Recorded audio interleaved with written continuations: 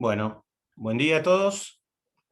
Seguimos con la clase de potencial periódico. En la clase pasada vimos el teorema de Bloch. A ver, las consecuencias más importantes que vimos hasta ahora.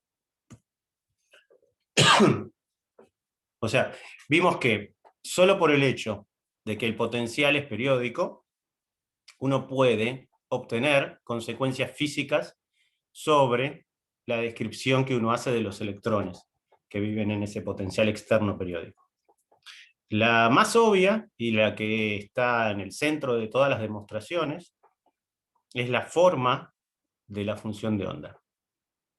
Los autoestados de Bloch se escriben básicamente como una onda plana multiplicada por una función que tiene la modulación de la red donde se encuentran esos electrones. O sea que hay un cambio respecto del electrón libre sin potencial, que es una onda plana, pero ese cambio a priori no parece tan grande. Perdón. ¿Sí? Sin embargo, si uno lo mira en detalle, hay un par de cosas importantes. La primera es que perdí el significado de momento para el vector K. Ahora esto es el momento cristalino, entre comillas. Así que tenemos que discutir un poquito quién era ese momento cristalino y qué significado tiene. Eso nos va a llevar un par de clases más. Y no hablamos todavía del espectro de energías, que es lo que vamos a hacer en esta clase. ¿Está bien? Entonces, calculo que la demostración del teorema no es muy difícil, la que se usa con simetrías y operadores de traslación es casi trivial, la otra es un poco tediosa, pero tampoco es muy difícil, es transformar Fourier. Así que nos vamos a concentrar en la física, que es lo más interesante. ¿Está bien? Muy bien. Entonces, conclusiones aquí. Esto lo discutimos al final de la otra clase, así que arranco acá enganchando con la anterior. Este momento que aparece, ¿sí?, que es el generador de las traslaciones discretas, o sea, está asociado con las traslaciones discretas, ¿sí? Es un número cuántico, dado que los operadores de traslación discretos conmutan con el hamiltoniano, que uno puede etiquetar a la función de onda. Pero no es el momento del electrón. Acá está la prueba directa. Si yo aplico el operador momento sobre la función de onda de Bloch, bueno, eso me da dos términos, no un término. O sea, no es un número multiplicado por la función de onda, no es un valor por la función de onda, sino que hay un término extra, hay un gradiente de justamente la parte periódica.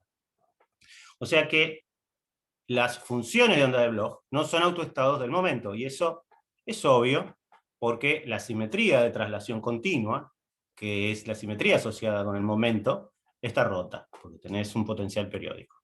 Así que no sorprende, pero muchas veces confunde, ¿sí? ¿Por qué se le dice momento cristalino? Bueno, lo vamos a ver más adelante. Cuando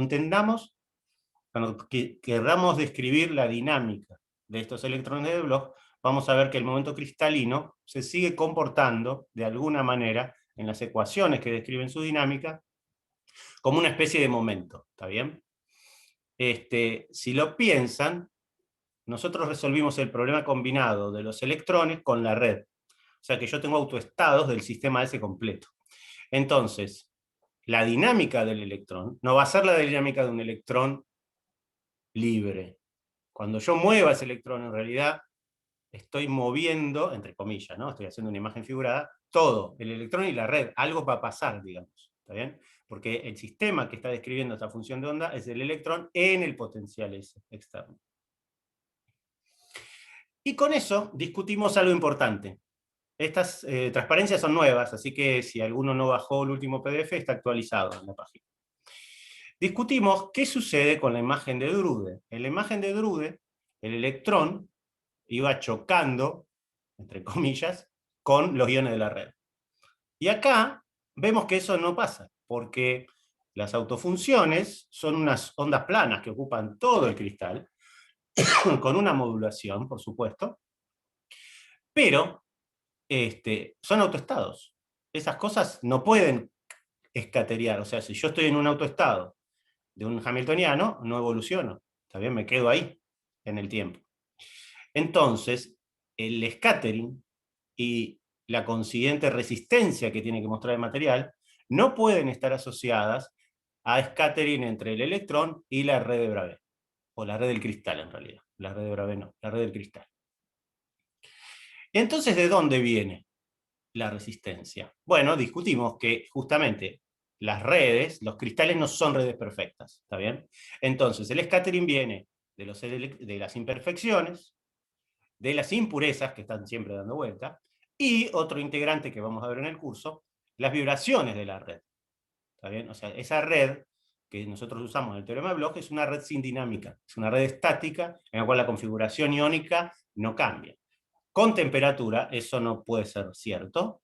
Los iones tienen vibraciones por lo menos armónicas, por lo menos podrían tener anarmónicas también. Y entonces uno sabe o ve que en realidad el scattering se da con esos fonones. ¿Cómo se ve en un experimento? Bueno, es este gráfico que les traje acá, que es sumamente interesante. A ver, esperen que lo un poquito más. Fíjense, en el eje, ojo que es logarítmica la escala, es un log-log. Tienen la resistividad, esto es cobre, la resistividad en el eje Y, ¿sí? Y la temperatura en el eje X. Y hay un parámetro, ese triple R que está ahí, que es la resistividad remanente relativa. Es una manera de medir la pureza de la muestra. Y se define como la resistencia a una dada temperatura, esta que está acá, ¿ven? A una dada temperatura, dividido la resistencia a una temperatura baja de referencia. Uno supone, si el caso es ideal, que la resistividad a 0 Kelvin va a ir a 0, porque entonces los fonones no existen más, y si la muestra es pura, la resistencia va a 0. Cualquier cosa que eso no de 0 me está indicando impurezas en la muestra. ¿Está bien? Entonces, fíjense que cuando el contenido de impurezas es grande, yo vengo descendiendo con mi resistencia y en algún momento a temperaturas bajas me plancho y llego a un valor remanente que si yo hago mejor la muestra, la hago más y más pura, eso baja. ¿Ven? ¿Ven cómo bajando estos numeritos indican más pureza en la muestra? ¿Sí? Idealmente tendría que ir a 0. Idealmente tendría que ir a 0. ¿Se cortó, chicos? Vamos de vuelta. Si se cortó, ok. ¿Con el análisis del gráfico? Sí, ahí cuando empezaste a hablar de Ok, que era perfecto. cociente. Dale, entonces vamos con el análisis del gráfico de vuelta. Esto es la resistividad eléctrica, está graficada en el eje Y, y la temperatura en el eje X. Es un doble logarítmico, es un log-log, y entonces los cambios ahí son grandes, ¿eh? Ojo que es log-log. ¿Cómo puedo parametrizar el contenido de impurezas que tiene la muestra de cobre? Bueno, lo que hago es un cociente entre la resistividad a temperatura ambiente y la resistividad a la temperatura más baja que puedo medir.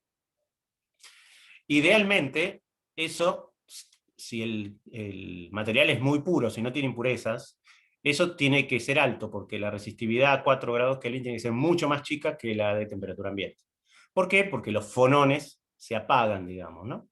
Recuerden que nuestros grados de libertad son cuánticos, los CB caen muy rápido, o sea, hay grados de libertad que se apagan cuando bajo la temperatura.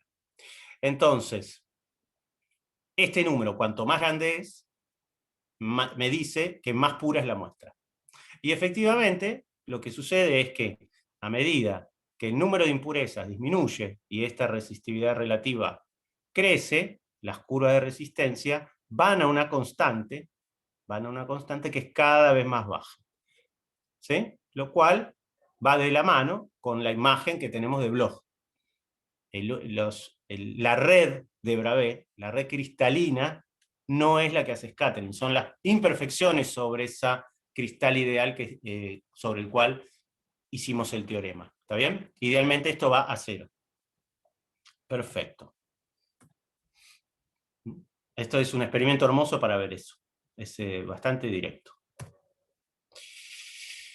¿Qué pasa con las energías? Bueno, las energías, el espectro de energías, va a presentar algo que seguro ustedes escucharon, que son, se llaman bandas. O sea, va a haber rangos de energía donde no hay solución. Pero antes de llegar a eso, veamos cómo aparecen estas energías y qué tengo que resolver. Yo tengo que resolver por cada vector K en la primera zona un sistema de ecuaciones por cada K de la red recíproca. O sea, tengo infinitas energías para resolver. ¿Está bien? Porque el cristal es infinito. ¿Se entiende? Entonces, yo tengo para cada K de la primera zona un montón de niveles de energía. ¿Sí? Y esos niveles de energía los voy a etiquetar con un número, que es el número de banda. ¿Está bien? N. Entonces voy a tener a un dado K la primera energía, voy a hacer que es la primera banda. La segunda energía, la segunda banda. Y así sucesivamente. ¿Está bien?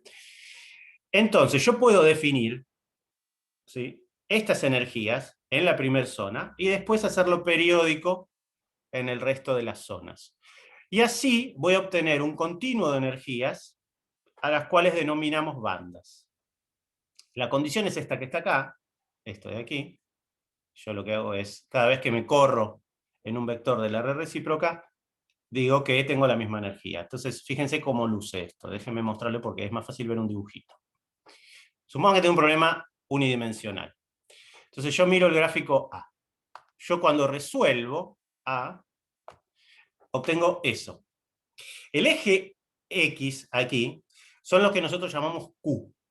O sea, son todos los vectores K que cumplen Born-von Karman. ¿Está bien? Entonces yo lo que encuentro, y esto va a ser general, es que la relación de dispersión cerca de los vectores de la red recíproca tiene gaps, se abre la relación de dispersión, hay un salto. Acá está dibujado en todos, no necesariamente están todos, pero si hay, están ahí. ¿Está bien? Esta es la representación más obvia, porque es resolver la ecuación de Schrödinger original. ¿Qué quiero decir con eso? Es resolver la ecuación de Schrödinger acá, esta. ¿Está bien? Entonces tengo los Q que cumplen con Born-von Karman y tengo todo el espectro ahí de energía. Hasta ahí, perfecto. Ahora, eso en una D se puede hacer, en 3D ya es más complicado, entonces hay otro tipo de representaciones, otro tipo de esquemas se llama. El segundo esquema es etiquetar esas energías con el índice de banda y con el K en la primera zona. ¿Cómo se logra pasar de la representación A y B a B? Fácil. Lo que tengo que hacer es, por ejemplo, este rango de energía lo muevo en un vector K. Entonces le resto a todo ese rango, que está acá, en gris mediano, le resto el vector K y lo llevo acá. Y eso me da eso que está aquí, esa que está ahí. Agarro este rango de Qs, le resto un vector de la red recíproca y lo llevo a la primera zona. Y entonces me da eso que está acá. Y obviamente eso lo pueden repetir sucesivamente, ¿no? Y entonces obtienen esta representación que es la más habitual, que es en zona reducida. O sea, haces todo el espectro, lo representás en la primer zona de Brillouin. Y aparecen naturalmente esas bandas que ven ahí, ese continuo de espectro de energías. Y lo loco, lo extraño o lo propio de tener un potencial periódico es que muchas veces, en muchos puntos cercanos al borde de zona, o sea, el borde de zona es justamente donde termina la primera zona, el borde de la zona, o a gamma, que va a ser el punto de simetría, el de K igual a 0, pueden aparecen o no, va a depender ahora del potencial particular, pero lo que pasa siempre, en general, es que aparecen en esos K particulares gaps, o sea, saltos de energía que se leen como que hay un rango de energía, todo ese ranguito de energía que está ahí, donde no hay solución. ¿Está bien? Eso es algo propio de los potenciales periódicos. Y hay otra manera de representarlo, que es útil en una D, que es hacer esta primera zona periódica y repetirlo en todas las zonas. Es otra manera de visualizarlo. Hay más maneras de visualización. Uno puede hacer esto en 2D. En 2D esto es, por ejemplo, imagínense que yo tengo un potencial que no es muy intenso, mi potencial es no muy intenso, y tengo entonces electrones que prácticamente son iguales a los libres. Eso quiere decir que en 2D mi superficie de Fermi es un círculo. ¿Sí? Entonces, la representación extendida, la que sería esta, que es resolver en el Q original, la A de acá arriba, esta de aquí, en 2D la puedo representar en un gráfico 2D. ¿Está bien? Entonces, ahí tengo mi solución. ¿Cómo lo represento en zona reducida? Bueno, la primera zona está toda ocupada, así que si yo la saco, todo lo llevo a la primera zona está ahí, está todo ocupado. La segunda, los que están en las segundas, acá, los tengo que trasladar a la primera, ¿no? Es el equivalente a esto de acá.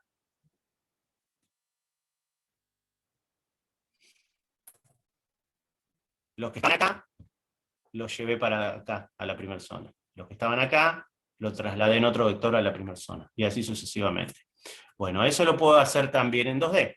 Entonces, todas las zonas 2B, 2D, 2A, lo que tengo que hacer es trasladar este cuadradito que está aquí, este que está aquí, en este vector de la red. ¿Tac? Entonces eso me da este que está aquí, esta zona de este lado.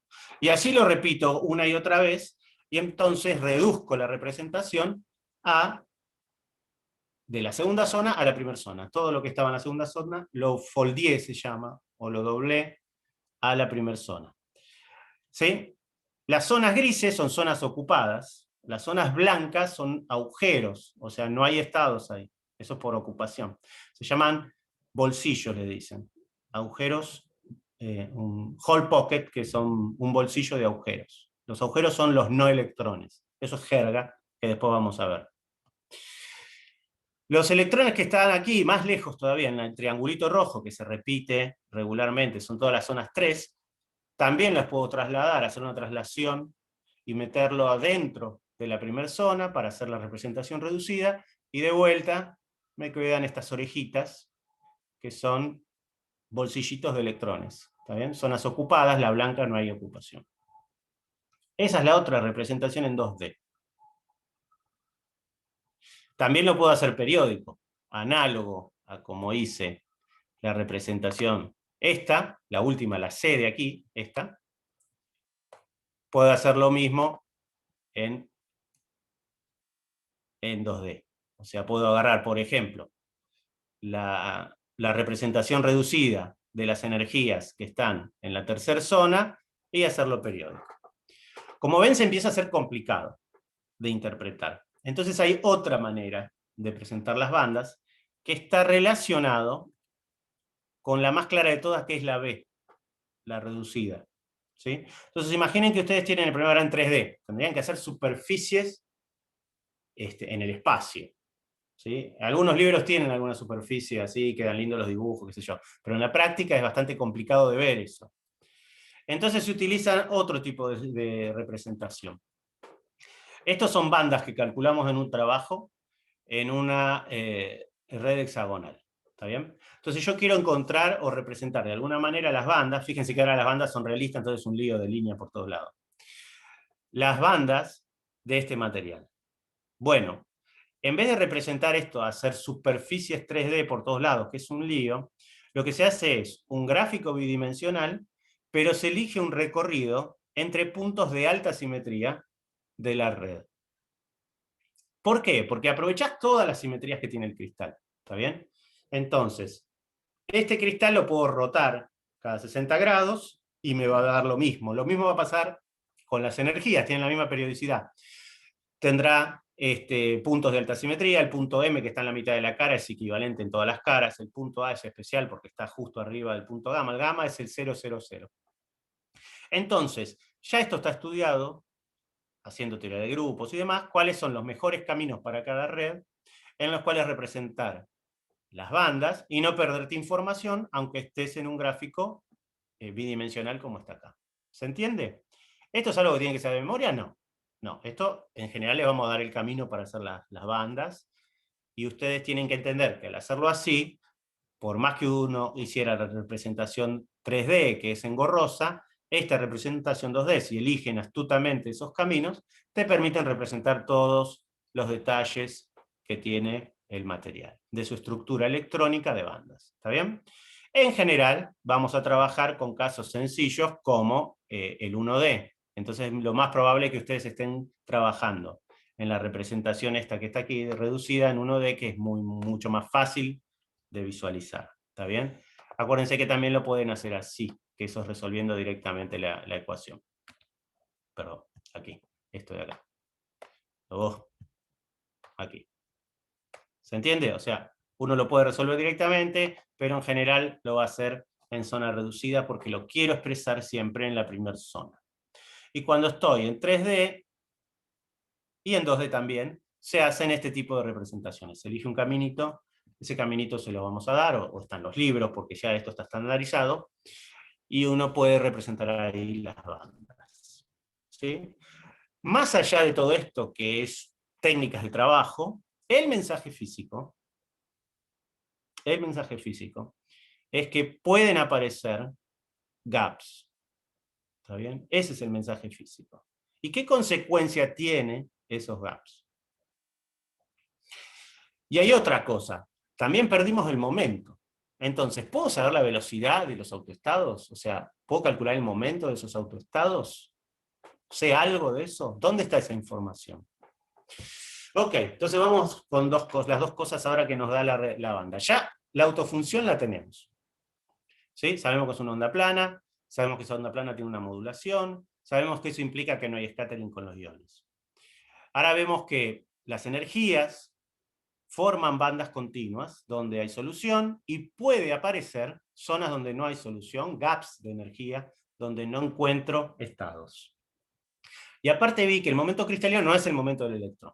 Entonces me quedan dos preguntas, todas generales, todavía no sé, el potencial lo único que le pido es que sea periódico. ¿Cuál es la velocidad de los electrones? Puedo saber la velocidad del electrón. ¿Y qué pasa con esos gaps? ¿Qué consecuencias físicas pueden tener? Entonces arranquemos con la velocidad. La velocidad media de un electrón de Bloch en una banda n con vector de onda k está dada por esa expresión que está ahí. Es el gradiente en k, ojo, por eso el subíndice, el gradiente en k de la banda enésima. En el punto k, obviamente, ¿no? Este resultado es general. Muchas veces en los libros parece como que es aproximado. No es aproximado. Si uno tiene la representación electrónica de bandas y uno cree en ella, o sea, el material, puedo considerar que los electrones son independientes, entonces la velocidad del electrón está dado por esa expresión. Y es exacto. Esto no está en el libro, así que la demostración la hice yo, no sé dónde la había encontrado originalmente, pero para hacerla totalmente general, la voy a hacer directamente sobre la ecuación de Schrödinger. Y el plan va a ser tratar de hacer aparecer en la manipulación el operador momento. ¿Está bien? Entonces yo quiero ver que si yo aplico el operador momento a las autofunciones de Bloch, ¿sí?, obtengo la velocidad directamente. ¿Sí? Y van a ver que el resultado es este que está acá. Este resultado es muy importante. ¿Sí? Es genérico, las bandas contienen la información sobre la velocidad del electrón. ¿Por qué es tan importante la velocidad? ¿Alguien que me diga?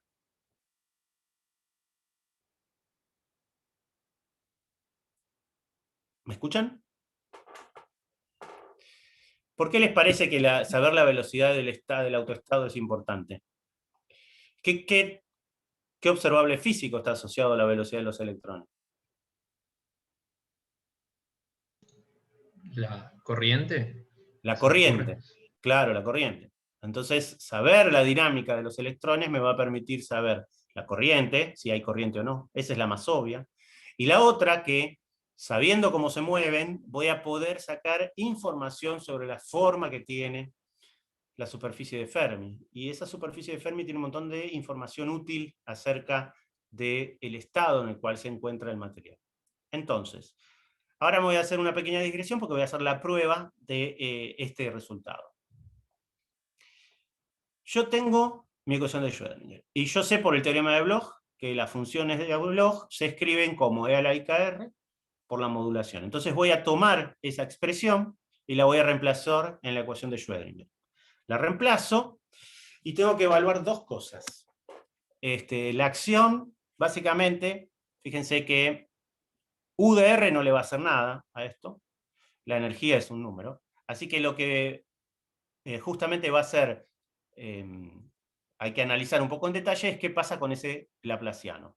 Entonces, si yo tomo mi función de Bloch y aplico el laplaciano una vez, aplico Nabla, perdón, ¿qué va a hacer? Primero me baja el IK, ¿sí? Y después me queda el laplaciano, Nabla por U, que eso no sé porque es genérico lo que estoy haciendo. Cuando lo aplico nuevamente, ¿qué va a pasar? Tengo que aplicar esto que estaba antes por el gradiente de U, así que me queda producto escalar, acuérdense que esto es vectorial. Después me baja otro IK, eso me da esto. Acá me baja un IK, me da esto. Y por último, tengo un laplaciano con U. ¿Sí?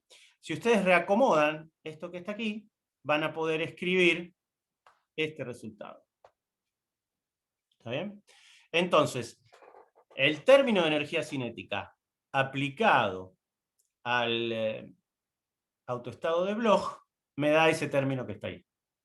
Si yo hago eso, reemplazo en la ecuación de Schrödinger, van a ver que se les cancelan todas las exponenciales. Y lo que les queda es una ecuación, esta que está recuadrada, que es la ecuación para la parte periódica del potencial. Si alguno es memorioso, va a reconocer que se parece mucho a la de Helmholtz que resolvimos cuando hicimos el scattering, lo cual no es casualidad, porque justamente es la parte periódica del cristal. ¿Sí? Esta ecuación, si quieren, es otra manera de resolver el problema, porque el E a la IKR ya lo tengo de antes, así que si yo puedo resolver la ecuación para U, resolví el problema, en realidad.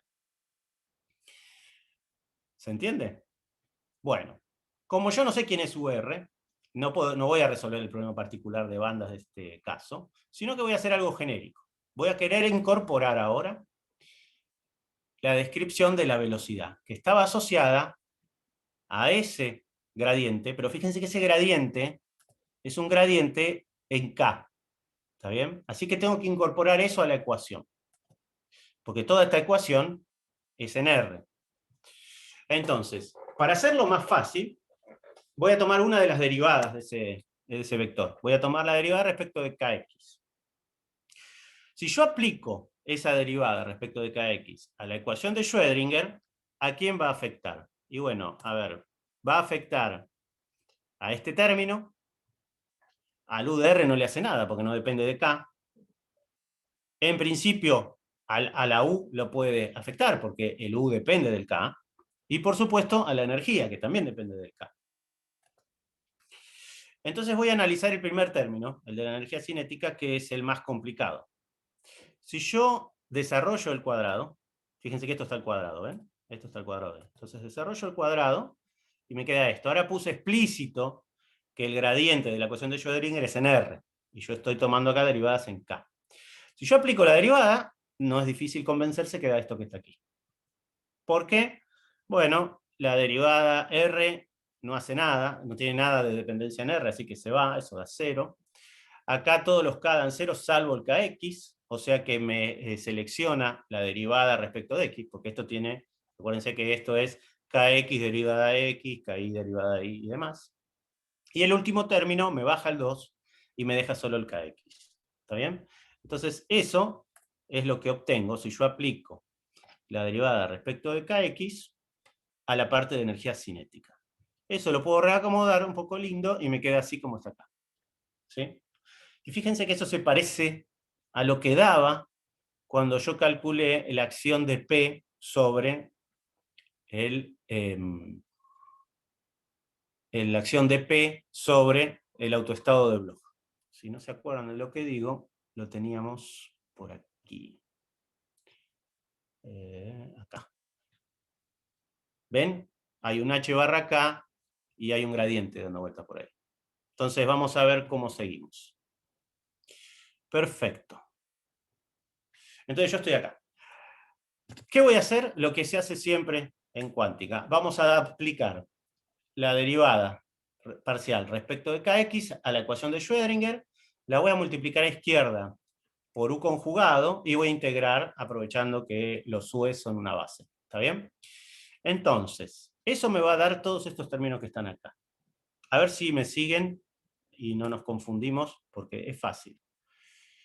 Este término, el primero, no es otra cosa que haber aplicado la derivada respecto de kx sobre el término de energía cinética. Es la cuenta que hicimos recién. Me da ese término que está ahí. Al 1 lo toqué, este u lo puse yo y puse la integral. El segundo término es por la regla de la cadena. ¿Está bien? Yo tengo que aplicar la derivada respecto de kx a todo esto que está aquí. Entonces, el primer término es la primera integral. Al 1 le hace nada. Entonces, por la regla de la cadena, tengo que hacer la derivada respecto de kx del corchete. Eso es la primera integral. Después queda la derivada respecto de u, por el corchete sin tocar. Es la regla de la cadena. ¿Está bien? Entonces, el segundo término es la derivada de u respecto de kx y el h queda sin tocar, por la regla de la cadena. ¿Está bien? Del otro lado del igual, tengo de vuelta la regla de la cadena. La derivada de e respecto de kx, ¿sí? Más el e no lo toco y hago la derivada de u. ¿Se entiende? ¿Hasta acá me siguieron? Sí, sí, sí. Ok, cualquier cosa, si les da, si no quieren que queden en la grabación, escriban en el chat que lo tengo ahí un costadito para ver. Y acá hay algo interesante. Hay dos términos que se simplifican. Esos dos términos se simplifican, porque son iguales. Fíjense que si quieren pueden aplicar h a izquierda. Es lo más fácil. ¿Está bien? Esos dos términos se simplifican. ¿Sí? Con lo cual, la expresión resulta más sencilla. Queda así. Y en el último término, lo que hay que notar es que la derivada de la energía respecto de kx, la energía en general, no depende de R. Así que ese término sale de la integral y la integral no es otra cosa que el producto interno que da 1. ¿Está bien? Y entonces uno tiene esta igualdad, que esto es igual a la derivada de respecto de k. Y eso que está ahí se parece mucho al momento. Pero bueno, hay un problema. Y es que yo hice todo con el u. Y yo lo que quiero es el autoestado. El autoestado completo de Bloch tiene la exponencial multiplicando. Así que lo que tengo que hacer es volver a traer mis autoestados de Bloch a la descripción. ¿Sí? Vamos. ¿Cómo lo hago? Bueno, yo tengo esta ecuación que está acá. Esta que está acá arriba. Ahí está. Eso es lo que obtuve. Lo que voy a hacer ahora es reincorporar las exponenciales. Entonces, del lado izquierdo puedo poner la exponencial, del lado derecho la puedo poner, pero me va a cambiar la derivada, ¿no? Porque fíjense que si esta exponencial que está ahí aplico la derivada respecto de x, me va a dar dos términos. Por un lado, la derivada respecto de x de u. Eso es esto que está acá, el primer término. Y por regla de la cadena, la derivada respecto de x de la exponencial me va a bajar el h barra kx que está acá. ¿Está bien? ¿Sí? Las constantes están tenidas en cuenta con eso que está ahí. ¿Sí? Entonces, la primera línea es igual a la segunda línea. ¿Sí? Fíjense que las exponenciales se van. ¿Está bien? O sea, las dos exponenciales multiplicadas dan 1. ¿Está? Entonces yo puedo demostrar rápido que esas dos cosas son iguales. Y ahora escribo explícitamente. Antes, Dale. Alberto, antes de que sigas, ¿puedes repetir cómo se fue el término HKX? Claro, pues, si yo alegremente pongo la exponencial acá y la exponencial acá, no es la misma ecuación. ¿Está bien? No. ¿Por qué? Porque no conmutás, tenés derivadas y qué sé yo. Entonces, cuando yo tengo la exponencial ahí, lo que tengo que ver es que en realidad, para poder poner la exponencial al lado de la u, tengo que tener en cuenta todo este término que está acá. Y vos querés que lo de acá y lo de acá sean iguales. ¿Sí? Entonces, parate en esta ecuación. ¿Sí? Sí. Entonces yo tengo que aplicar esta derivada a todo esto que está acá. ¿Estamos de acuerdo? Ah, Entonces, sí. haces la regla de la cadena. Primero, tomás la derivada en u. ¿Sí? Tomo la derivada en Sí. u, ¿qué es eso que está ahí? Cuando tomás la Hacer una derivada en u, la exponencial la podés mover y se cancela con la otra exponencial. Pero tenés otro término, porque cuando tomás la derivada, ahora por regla de cadena tenés que hacer la derivada de e a la i claro, k r. me ¿Está baja bien? un ICA, Te baja el i, un- te baja el k, los si se tienen en cuenta con este término y te queda esto que está acá. ¿Sí? Sí, sí, Y ahí ahí de lo veo. vuelta podés mover la exponencial y otra vez las exponenciales se van. Y entonces estas dos líneas son iguales. Sí, ahora sí. La Gracias. Dale, de nada. La tercera línea es simplemente poner todo lindo. Yo sé que la U por E a la IKR es el autoestado de Bloch. ¿Sí? Pero fíjense que esta expresión es justamente lo que está buscando. Eso es el valor medio del operador momento en X. Porque eso que está entre paréntesis es el operador momento en la representación R. ¿Está bien? Así que lo que acabo de demostrar es que el valor medio del operador momento, ¿sí?, está vinculado con la derivada de la energía respecto de kx. Eso sale, por supuesto, de acá, ¿no? De aquí, que estaba acá. Entonces lo puedo escribir más lindo. Acomodo estas constantes de manera adecuada y obtengo que 1 sobre h barra, la derivada de la energía respecto de kx, es igual a el valor medio de px sobre m, que es la definición del operador velocidad. ¿Está bien? Esta relación, entonces, es absolutamente genérica. Por supuesto, ahora puedo incorporar, como es un vector, todos los otros componentes, y lo que voy a llegar es a eso que está ahí. ¿Está bien? Que la velocidad media de un electrón depende del estado que ocupa en la banda. ¿Sí? Hay una relación 1 a 1. Y esto es general, no depende del potencial, no depende si el potencial es débil, fuerte, nada. Mientras la representación de bandas sea válida, que lo que asumió fue que los electrones fueran independientes, esto es una relación exacta. La velocidad media de cada autoestado, en cada n, en cada k, depende simplemente de la curvatura de la banda en ese punto.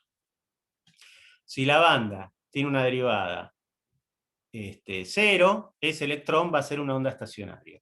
Si la banda es empinada y tiene una pendiente pronunciada, ese electrón va a ser una onda plana que se está desplazando. ¿Está bien? Entonces, este resultado después lo vamos a usar mucho, porque básicamente me dice cómo expresar la velocidad del electrón, ¿sí?, en términos de mi representación espectral. Es un resultado muy importante. Entonces, hasta ahora, fíjense, todo esto es consecuencia del teorema de Bloch. Las autofunciones, los autoestados, son ondas planas moduladas. Eso implica cosas para la idea de Drudel. Nos dice que Drudel está mal. ¿Está bien?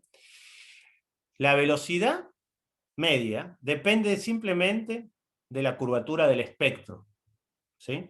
Y el espectro, aparte, yo les adelanté, tiene gaps. ¿Sí? Bueno, para ver la influencia de ese gap, vamos a ver qué pasa con la superficie de Fermi. ¿Sigue existiendo una superficie de Fermi en estos electrones de Bloch? ¿Uno puede seguir hablando de una energía máxima? La respuesta es sí, porque siguen siendo fermiones. ¿Está bien? Siguen siendo fermiones independientes, Los niveles de energía ahora son más complicados porque tuve en cuenta un potencial externo, pero al final del día yo lo que hice fue diagonalizar ese hamiltoniano. Si yo diagonalicé ese hamiltoniano, todas esas energías son los niveles que tiene el sistema completo, de electrón más la red. Eso quiere decir que cada vez que yo agrego un electrón, como los electrones son independientes entre sí, simplemente lleno niveles. ¿Está bien? Lleno esos niveles que yo calculo cuando calculo las bandas. Así, esto se va a llenar hasta un cierto nivel, temperatura cero estoy hablando, ¿no? Si no habrá que hablar siempre de potencial químico. La superficie de Fermi a priori ahora va a ser complicada. Cuando yo tenía el gas de electrones libres, la superficie de Fermi era una esfera, un círculo o dos puntitos, según si estoy en 1D, en 2D, en 3D. ¿Está bien? Ahora va a depender de la estructura de bandas. Y va a ser una superficie complicada, dada por una relación obvia. Y es que la energía de la banda NK sea una energía máxima, que es la del último nivel ocupado. ¿Está bien? Eso, cuando lo quieras graficar en 2D, en 3D, puede llegar a ser una figura compleja. ¿Está bien? ¿Y por qué me interesan esas figuras? Bueno, porque sigue valiendo lo mismo que hablábamos antes. Toda la dinámica del material va a estar dada solo por los electrones que viven en esa energía. ¿Por qué? Porque nuevamente la energía de Fermi es una energía que si uno la traslada a temperatura es muy alta. Entonces, los metales y la mayoría de los materiales van a tener energías que son muy altas y entonces en un metal la temperatura ambiente es básicamente temperatura cero. Y toda la dinámica va a estar dada por esos pocos electrones que vivan alrededor de esa energía de Fermi. Lo que pasa es que ahora hay una información importante, no trivial. Antes, la dependencia era solo en el módulo de K. Ahora va a depender del K vector. ¿Sí? Y eso va a depender del material particular que tenga. ¿Está bien? ¿Se entendió hasta ahora? Bueno.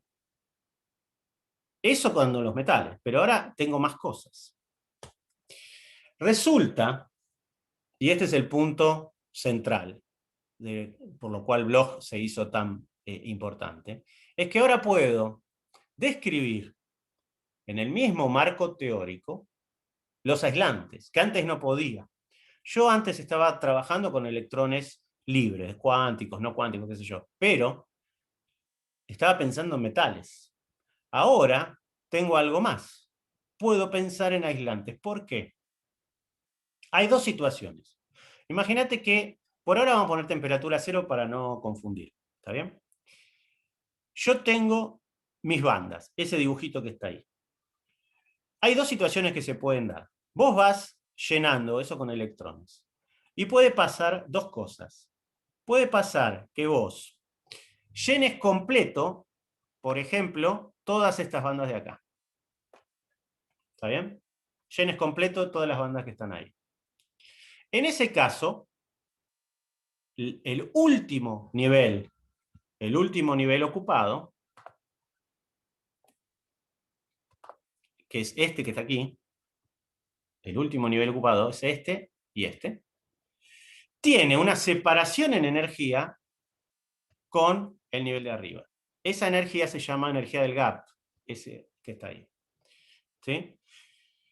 O sea, que si vos querés excitar un electrón que vive al tope de esta banda, de la última banda ocupada, necesitas pagar una energía finita para promoverlo a un excitado. ¿Sí? ¿Por qué? Porque hay toda una banda de energía en la cual no hay estados disponibles. Las bandas completas, como en este caso del aislante, se llaman bandas de valencia. ¿Sí? Y las bandas vacías o incompletas se llaman bandas de conducción, por razones que ya vamos a ver. ¿Está bien? Esa es una de las situaciones que puede ocurrir. Acá está más simplificado. Yo tengo una banda totalmente completa, que es la que está pintada en línea gruesa, y tengo mi primera banda inmediata superior, que está vacía, que está pintada en línea de puntos. ¿Está bien? ¿Sí? Bueno, Hay dos situaciones, dependiendo de cuán grande es el gap, o sea, la diferencia de energía entre el último nivel ocupado de la banda de valencia y el primer nivel libre de la banda de conducción. Si ese gap es mucho más grande que la energía térmica, el compuesto es aislante. ¿Por qué? Porque a temperatura ambiente no hay energía suficiente, o sea, si uno hace estadística sabe que eso está deprimido de manera exponencial, porque es un término de Boltzmann, no hay ocupación de la banda de conducción. Y entonces el material no puede conducir. ¿Por qué no puede conducir? Bueno, lo puedo ver de dos maneras. Una, voy a hacer la cuenta más adelante. Si yo calculo la velocidad media de una banda llena, por simetría, eso va a dar cero. O sea, ahí está la demostración directa. Eso lo vamos a hacer en otra clase. Pero también lo puedo pensar energéticamente. Suponete que vos aplicás un pequeño campo eléctrico a este aislante. ¿Qué va a suceder? El electrón quiere ganar energía, ¿sí? Pero lo que no tiene es un estado disponible para moverse. Y como es un fermión, si los estados están ocupados, no puede cambiar de estado. Lo cual hace que tu electrón siga clavado en esa banda de abajo y no se pueda mover. No puede absorber esa energía, no la puede usar. ¿Está bien? Y entonces no acelera. Y por lo tanto, no conduce más. ¿Sí? Si yo le sigo dando al campo externo, lo sigo aumentando en intensidad hasta llegar a la energía del gap, hasta tener una energía comparable a la energía del gap, voy a terminar arrancando el electrón. Eso es lo que se llama ruptura dieléctrica. O sea, vos tenés un dieléctrico que es un aislante, le pones un campo externo, no conduce, le aumentás el campo eléctrico, no conduce, se lo aumentás tanto que al final saltan chispas. En general la ruptura dieléctrica se da por el vacío porque es más baja, pero en general vos podrías tener, podrías romper incluso la muestra. ¿Está bien? El aislante entonces tiene una energía de gap mucho mayor que la energía térmica. Hay otro tipo de material que está en esta descripción, que es el semiconductor. Semiconductor y el aislador no tienen una diferencia muy grande, conceptual. La diferencia es cualitativa, no, cuantitativa. ¿Sí? El gap en un semiconductor es más chiquito, es del orden de la energía térmica. Y entonces, en un semiconductor, tenés una población de electrones activados térmicamente que viven en la banda de valencia. Y entonces puede conducir, pero son muy poquitos esos electrones. Entonces no conduce como un metal.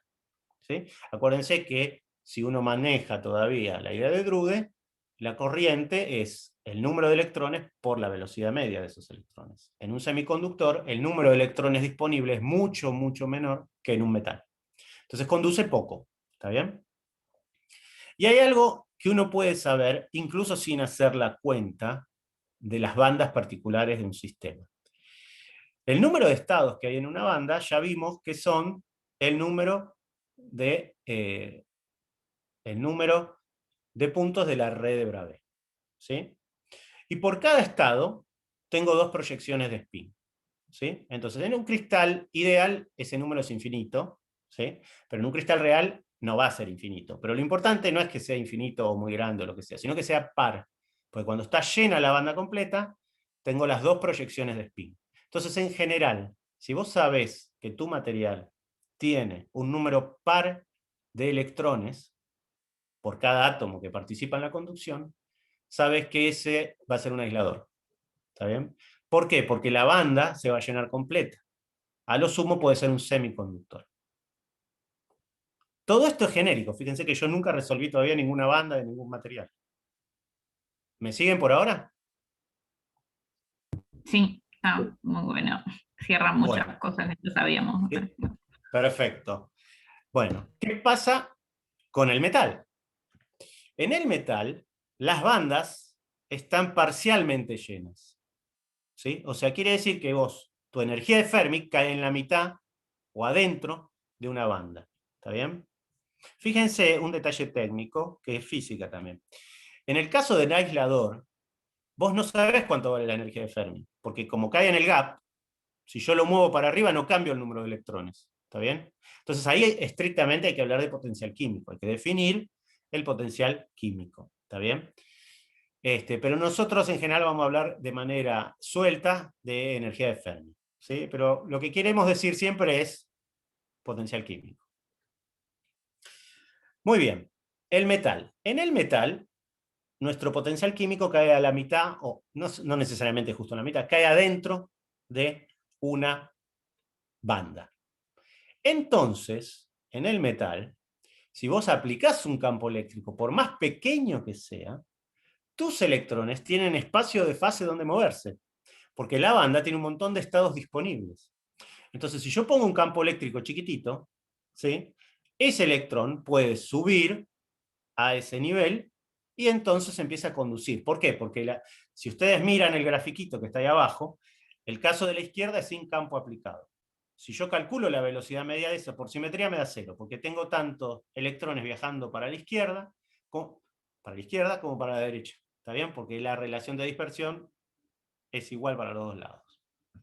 En el caso de aplicar un campo eléctrico, va a haber una tendencia a una velocidad de arrastre, que va a ser en la dirección del campo eléctrico. Eso va a hacer que los estados que tienen velocidad paralela se pueblen y los estados que tienen velocidad opuesta se despueblen. Eso hace que la ocupación de la banda sea simétrica como eso que está ahí dibujado con los dedos, obviamente, ¿no? Entonces, cuando uno calcule la velocidad media, me va a dar finita, y esa velocidad media es la que me da la corriente. Y de vuelta, si no quieren hacer la cuenta, porque todavía no tenemos bandas para hacer la cuenta, lo que podemos decir es un argumento de vuelta energético. Como hay energías disponibles, estos fermiones, cuando son influidos por un campo eléctrico externo, pueden acceder a estados cercanos con más energía, porque el paso de fases está disponible. Fíjense que el este de razonamiento no es otra cosa que algo que por ahí vieron en Teórica 2, que es la regla de oro de Fermi. No sé si alguna vez la escucharon. Cuando haces perturbación dependiente del tiempo, ¿no? ¿Lo escucharon alguna vez? ¿Cómo se llama? ¿No? La regla de oro de Fermi. Fermi era un físico absolutamente genial, que era capaz de hacer estimaciones con los dedos de manera... solo Fermi podía hacer. Y hay una regla que dice que la probabilidad de que tu estado, claro, la probabilidad de que vos cambies de un estado, que haya una transición entre un estado y otro, es proporcional al módulo cuadrado de la matriz que conecta los dos estados, o sea, lo intenso que es el potencial, en este caso va a ser el potencial electrostático, a lo intenso de la interacción, ¿sí? Cuanto más interacción, más probabilidades tenés de pasar del estado inicial al final, multiplicado por el espacio de fase disponible. O sea, cuando vos no tenés espacio de fase disponible, cuando no hay estados, tenés un salto prohibido. ¿Está bien? Eso es la regla de oro de Fermi. Y eso es exactamente lo que pasa acá. ¿Está bien? En el aislante, vos le estás tratando de dar energía. Tenés un elemento de matriz que dice, cambia tu estado inicial a uno final. El problema es que no hay estados finales disponibles. Para llegar al estado final disponible, tenés que dar una energía mayor que la energía del gap. ¿Está bien? En el metal eso no sucede y entonces es mucho más fácil conducir en un metal.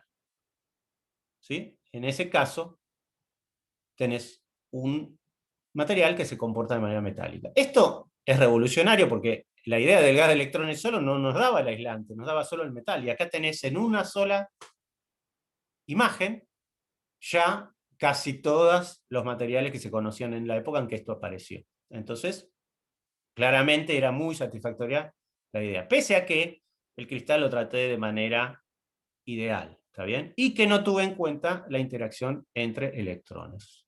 Resulta que el experimento le iba a dar la razón a la mayoría, en la mayoría de los compuestos. La mayoría de los compuestos, los electrones parecen ser independientes. Después, más adelante, vamos a ver por qué pasa eso, porque no es obvio que eso pase. Puedo también extrapolar esto a resultados obvios de propiedades ópticas. Por supuesto, como estoy haciendo todo con los dedos, no puedo hacer una cuenta y decirte cuánto vale la conductividad óptica o si el material es como es. Pero te puedo dar cosas cualitativas. ¿Por qué? Porque las propiedades ópticas están conectadas a la estructura electrónica de bandas. Entonces, suponte que estás con aislantes y semiconductores, y vos ahora lo iluminás. ¿Qué pasa? Te pasa un poco lo mismo, porque es un campo electromagnético. Vos le tirás un fotón a un aislante, a un semiconductor. Entonces, ese fotón no puede ser absorbido, porque el electrón lo quiere absorber, pero no tiene espacio de fase para ir, no puede transicionar al estado final. Entonces, el fotón sigue de largo, y esos materiales son transparentes. ¿Está bien? Ahora, ¿quién regula eso? Bueno, eso lo regula el gap y, por supuesto, la frecuencia del fotón. Hay un juego entre la potencia del fotón en la cual incidís y el tamaño del gap. ¿Se entiende? Si decir que algo es transparente o no implica, aunque no lo digamos, que estamos hablando de luz visible. Pero en general habría que decir a qué frecuencia es transparente o no. ¿Está bien? Entonces, acá hay un gráfico experimental de algunos semiconductores. Los semiconductores tienen gaps que son unos pocos CV. ¿Está bien? Entonces, en el eje Y arriba está expresado la energía del fotón. Y en el eje X abajo está su longitud de onda. Y después hay una medida de la absorción de fotones. Entonces, fíjense, por ejemplo, el arsenuro de galio, que se usa muchísimo en tecnología de semiconductores. Fíjense que si estoy con energías grandes, fíjense que acá estás en, ponele 2,5, estás arriba del gap, y entonces tus electrones pueden absorber tranquilamente ese fotón, porque lo estás promoviendo a la banda de conducción. Y vos podés seguir haciéndolo hasta que llega un punto que tocas la energía del gap, que es esa que está ahí. Y de repente, ojo que esto es escala logarítmica, de repente tu absorción baja 3 órdenes de magnitud. Deja de absorber, se hace transparente. ¿Por qué se hace transparente? Justamente porque como vos bajaste la energía del fotón, el electrón no lo puede absorber más. Y lo mismo pasa con el silicio y lo mismo pasa con el germanio, que está acá, esa hermosa bajada de ahí. Por supuesto, la vida real siempre es más complicada, y acá hay una colita que uno podría decir, ¿y esa de dónde sale? Porque ahí también está absorbiendo. Bueno, es porque el gap, como yo lo dibujé en este caso, es muy naive. ¿Sí? Hay un solo gap, hay una sola banda. En realidad hay muchas bandas, y lo que puede pasar es que vos tengas transiciones, el gap sea más corto en otro K, o sea que la transición sea en diagonal. En vez de ser vertical, acá la transición es que uno piensa es saltar de acá a acá, ¿está bien? Con el mismo K. Pero en los semiconductores podés tener transiciones, se llama gap indirecto en semiconductores. Podés tener transiciones desde acá hasta acá. Y si las bandas no son simétricas como esta, podría ser que si transicionás en diagonal, cambiando el K, puedas tener, una energía menor.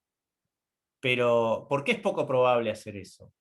¿Por qué cambiar el K es menos probable? O sea, hay menos eventos, ven que hay muy pocos menos eventos que comparado con esto. ¿Por qué? Porque si yo cambio el K, estoy haciendo un scattering inelástico, porque no estoy conservando el momento. Así que el proceso ese es mucho más complicado, porque tengo que pasarle momento a la red, a los fonones que todavía yo no las puse, ¿está bien? Pero si me olvido de esas complicaciones, la imagen simple, porque todavía no hice ni una cuenta, la imagen simple es que en algún punto, cuando vos llegás a la energía del gap, y si tu fotón está debajo, dejas de absorber. Hay una baja considerable en la absorción. Fíjense que acá hay una tablita que es interesante. Ahí está el color más o menos y de más o menos los electrón volt que corresponde cada uno. Entonces fíjate que si vos tenés un gap que tiene 3.2 eV o más, vas a ser totalmente transparente. ¿Está bien? Porque ningún fotón de esos los podés absorber. Entonces con un gap mayor a 3.2, recién arriba del ultravioleta, empezás a absorber. Y entonces esos aislantes con gaps grandes, o un semiconductor con gap grande, van a ser transparentes. Cuarzo, diamante son casos típicos, ¿está bien?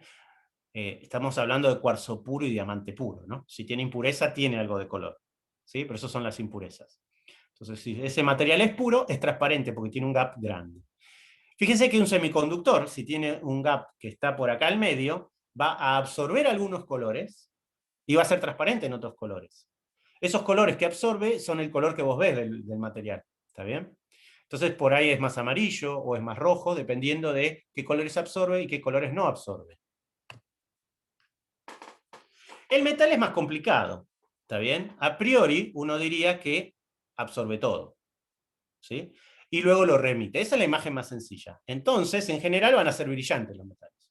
Porque como él puede responder, vos incidís con el fotón, no importa la frecuencia que tenga el fotón, lo absorbe tus electrones, porque son libres, porque tienen un montón de espacio de fase disponible, absorben y después obviamente decaen. Y cuando decaen, te lo devuelven. Y entonces brillan. ¿Sí? Esa es la imagen general y eso es fácil de entender. Ahora, ¿qué color van a tener o no? Bueno, va a depender ahí de la forma de la banda. Por supuesto, muchos metales no brillan porque se oxidan, ¿no? O sea, la superficie tiene que estar pulida para que sea brillante. Esto es particularmente notable en los metales nobles, que son más duros para oxidar. El oro, la plata, todos los que uno ya conoce, que brillan maravillosamente bien. ¿Por qué? Porque remiten los fotones que absorbieron. Ahora, ¿por qué la plata se ve plateada y el oro se ve dorado? Bueno, ahí va a depender de el ancho de banda, que es un concepto que vamos a ver más adelante, pero que tiene que ver con todo el rango de energía que tiene la banda. El ancho de banda no es otra cosa que la diferencia entre el punto más alto de la banda y el punto más bajo de la banda. Fíjate que si vos tenés un ancho de banda grande y pones un fotón, podés subir hasta acá. ¿Está bien? Si tenés más o menos ancho de banda, vas a poder absorber fotones de más o menos energía y lo vas a remitir. Eso te va a decir, básicamente, qué colores podés absorber y remitir y qué colores te cuesta más. Y entonces eso va a ser el color particular que se ve cada metal. ¿Está bien?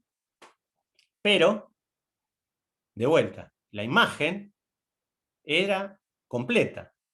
Tus aislantes en general van a ser transparentes, tus semiconductores van a tener color porque van a ser transparentes en algún lado y no en otro.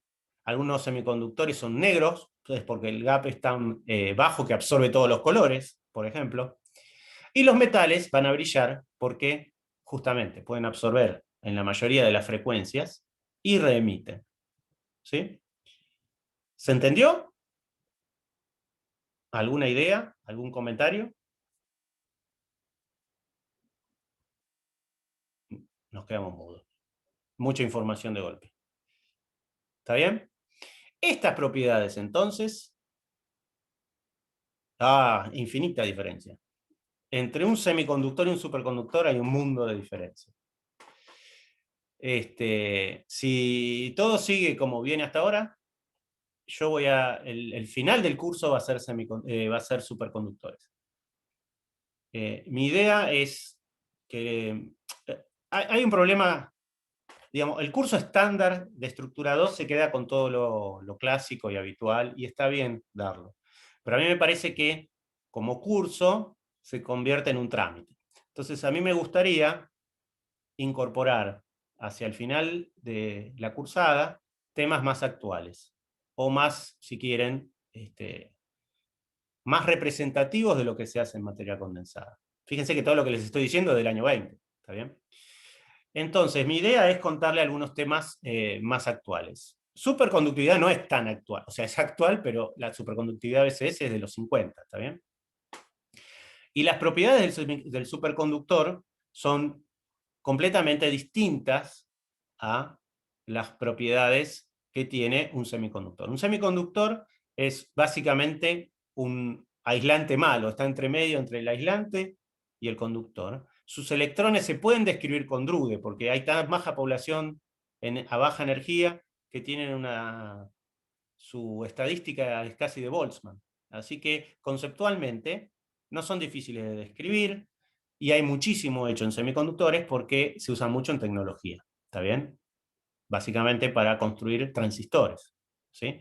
El superconductor conceptualmente es diferente, es un material donde la teoría de banda ya no anda más, las interacciones son importantísimas, los fonones juegan un rol preponderante, y el hamiltoniano de baja energía, o sea, la baja energía del superconductor es tan rara que los electrones, pensados como partículas, ¿está bien? Que en realidad no es tan obvio, los electrones dentro de un superconductor, por más que tengan todos la misma carga negativa, se atraen entre sí. Lo cual es un efecto many-body de física emergente, como yo les conté en la primera clase. Es una cosa muy rara. Y eso implica propiedades totalmente novedosas. Respecto a tu pregunta si se usan, se recontra usan. Los superconductores tienen cada vez más presencia en tecnología, cada vez más. El problema con los primeros superconductores es que para que la propiedad sea visible, tenés que ir a una transición de fase, y esa transición de fase es a extremadamente bajas temperaturas. El aluminio, por ejemplo, es 4 grados Kelvin. Y eso en la industria es impracticable, es extremadamente caro tener fríos tan bajos. Entonces, el gran reto teórico y práctico de superconductores fue encontrar materiales superconductores de alta temperatura crítica. Básicamente vos querés llegar a la temperatura del nitrógeno líquido. Una vez que llegás a la temperatura del nitrógeno líquido, industrialmente es mucho más fácil. Y eso es lo que se ha logrado. Hay muchísimos compuestos muy complicados, no ya ahora simplemente aluminio o metales, sino compuestos ternarios o cuaternarios, o sea, con fórmulas muy complicadas, en los cuales tenés superconductividad a temperatura industrial. Y se usan en miles de aplicaciones, desde trenes de levitación magnética hasta, no sé, squid y cosas por el estilo. Se usan detectores, se usan por todos lados, ¿está bien?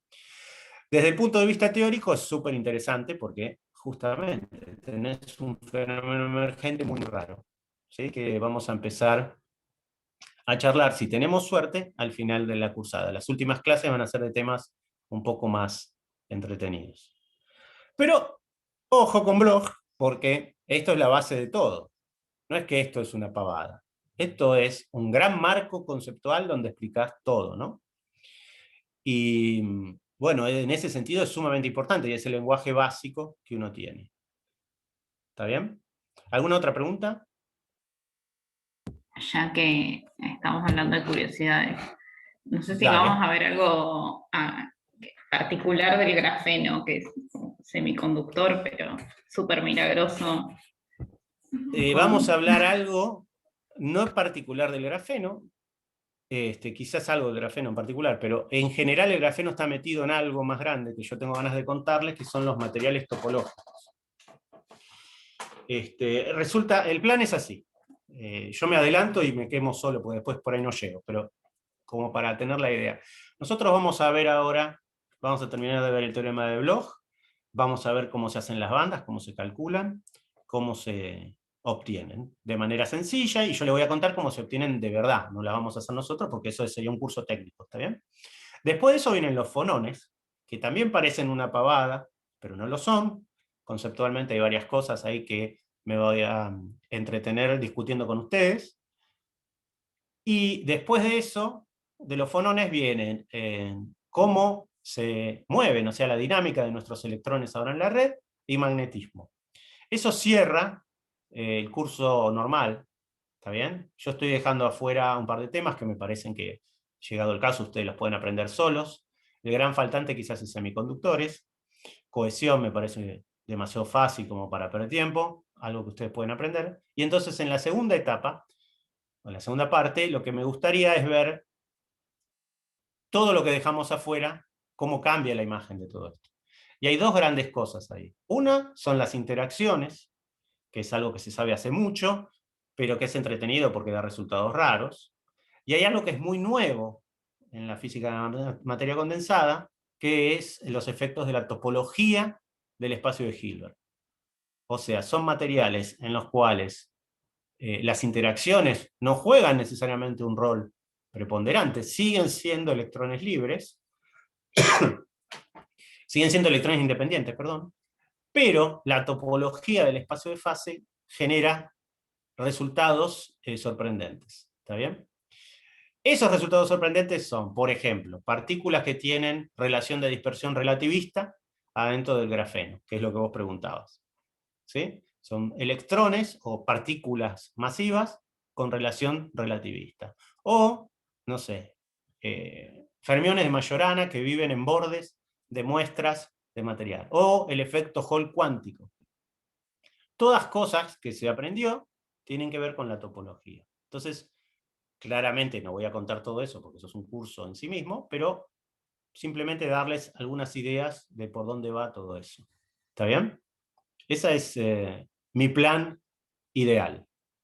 El plan el ideal está bueno, hay que tener cuidado de no irse de escala, porque si me entusiasmo, empieza a hacer un curso de matemática y no escuchan nada. Entonces la idea es hacerlo lo más físico posible y que el interesado pueda seguir a partir de ahí aprendiendo otra cosa. ¿Está bien? Está muy bueno. Ese Ojalá es lleguemos. ojalá lleguemos, ese es el plan, ¿está bien? Así que bueno, eso por ahí viene la cosa. Ahora nos falta los fonones. Esto acá ya